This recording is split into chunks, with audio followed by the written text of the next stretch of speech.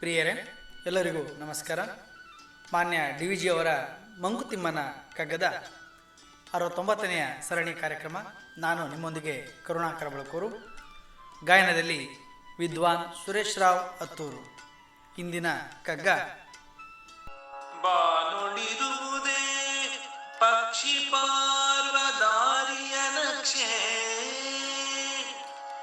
ಮೀನು ನೀರೊಳು ನುಸುಳೆ ಪತನಿಯಮಬಹುದೇ,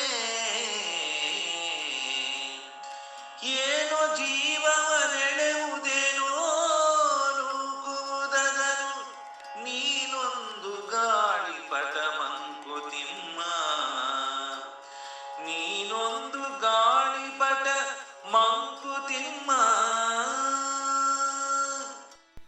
ಬಂಧುಗಳೇ, ಬಾನಂಗಳದಲ್ಲಿ ಹಕ್ಕಿಗಳು ಪಕ್ಷಿಗಳು ಹಾರುವುದಕ್ಕಾಗಿ ಪಥವನ್ನು ದಾರಿಯನ್ನು ಯಾರಾದರೂ ಮಾಡಿರುತ್ತಾರೇನೋ? ಇಲ್ಲ. ಹಾಗೆ ಕಡಲಿರಬಹುದು, ನದಿ ಇರಬಹುದು, ಕೆರೆ ಇರಬಹುದು.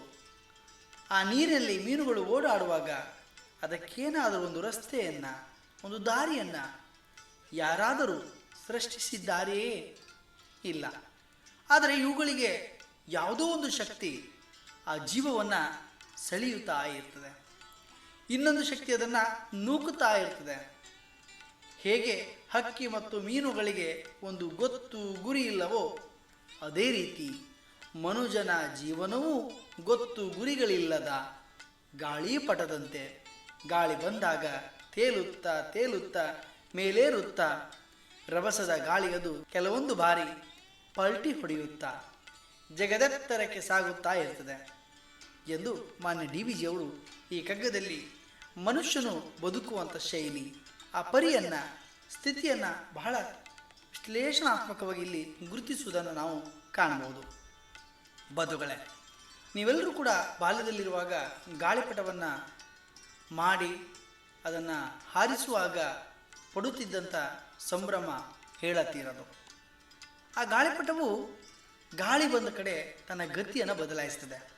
ಹಾಗೆಯೇ ಮನುಷ್ಯನಾದವನು ಕೂಡ ಬಂದಿದ್ದೆಲ್ಲವ ಬರಲಿ, ಭಗವಂತನ ದಯೆ ಇರಲಿ ಎಂದು ಮನಸ್ಸನ್ನು ದೃಢವಾಗಿ ನಂಬಿಕೆಯಿಂದ ಶ್ರಮಪಟ್ಟು ಬದುಕಿನ ಪಥವನ್ನು ನಾವೇ ಸೃಷ್ಟಿಸಿಕೊಳ್ಳಬೇಕು.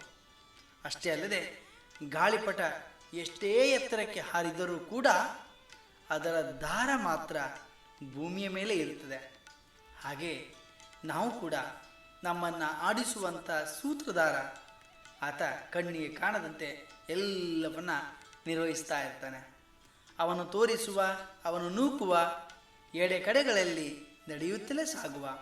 ಆ ಮೂಲಕ ನಮ್ಮನ್ನು ನಾವು ಆತ್ಮ ಶೋಧಿಸುವ ಮೂಲಕ, ನಮ್ಮ ಸಾಧನೆಗಳೇನಿದ್ದಾವೆ ಅವುಗಳನ್ನು ಅರಿಯುವ ಮೂಲಕ ನಾವು ಏನನ್ನು ಸಾಧಿಸಲು ಸಾಧ್ಯವೋ ಅದನ್ನೆಲ್ಲವನ್ನು ಸಾಧಿಸಲು ಪ್ರಯತ್ನ ಪಡೋಣ. ಏನಂತೀರಿ? ನಾಳೆ ಇನ್ನೊಂದು ಕಗ್ಗದೊಂದಿಗೆ ನಾನು ಬರುತ್ತೇನೆ. ಅಲ್ಲಿವರೆಗೆ ನಮಸ್ಕಾರ. ಮಾಸ್ಕನ್ನು ಧರಿಸಿ, ಮನೆಯಲ್ಲೇ ಇರಿ, ಸಾಮಾಜಿಕ ಅಂತರವನ್ನು ಕಾಯ್ದುಕೊಳ್ಳುವ ಮೂಲಕ ವೈರಸ್ನಿಂದ ದೂರವಿರಿ. ಶುಭ ದಿನ.